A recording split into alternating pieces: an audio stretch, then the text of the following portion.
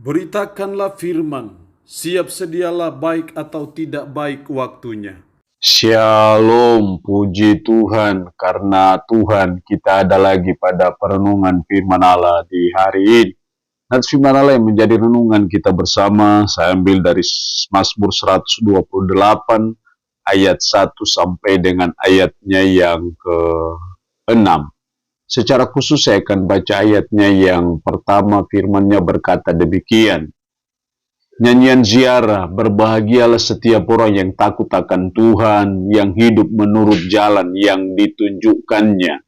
Demikian firman-Nya di hari ini yang secara khusus mengajar kita, menasihati kita pentingnya takut akan Tuhan.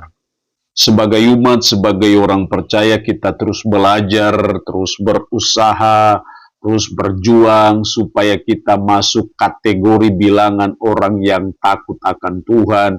Karena takut akan Tuhan itu sesuatu yang sangat penting dalam kehidupan kita, sesuatu yang sangat berguna bagi kehidupan kita, baik kekinian tapi juga keakanan. Lalu apa pentingnya takut akan Tuhan? Apa gunanya, apa manfaatnya kalau saudara dan saya takut akan Tuhan? Ada dua hal penting yang saya jumpai dalam ayat ini. Yang pertama dalam ayat 1 tadi, berbahagialah setiap orang yang takut akan Tuhan. Siapa yang berbahagia? Orang yang takut akan Tuhan. Jadi takut akan Tuhan, saudara dan saya penting menjadi takut Tuhan karena kita akan berbahagia. Itulah pentingnya menjadi orang yang takut Tuhan. Jadi kebahagiaan itu hanya bisa kita gapai kalau kita takut Tuhan. Jadi kalau kita tidak takut akan Tuhan, kita tidak akan pernah berbahagia dalam menjalani hidup ini.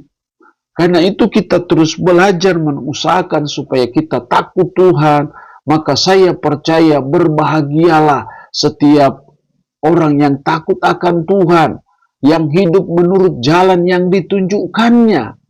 Jadi orang yang takut Tuhan itu hidup menurut jalan yang ditunjukkan Tuhan. Di mana jalan yang ditunjukkan Tuhan? Yaitu di dalam firman-Nya. Jadi orang yang takut Tuhan itu orang yang hidup sesuai firman. Itulah orang yang takut akan Tuhan. Dan orang seperti itu digaransi, dijamin oleh Tuhan, dia termasuk orang yang berbahagia. Yang kedua, pentingnya takut akan Tuhan dalam ayatnya yang ke-4, sesungguhnya demikianlah akan diberkati orang laki-laki yang takut akan Tuhan. Siapa yang diberkati? Orang laki-laki yang takut akan Tuhan. Jadi pentingnya yang kedua dari orang yang takut Tuhan adalah hidupnya diberkati Tuhan. Kalau dia diberkati Tuhan, kalau dia sebagai suami, pasti istri anak-anak juga akan diberkati oleh Tuhan. Itu diakibatkan oleh apa? Karena dia takut akan Tuhan.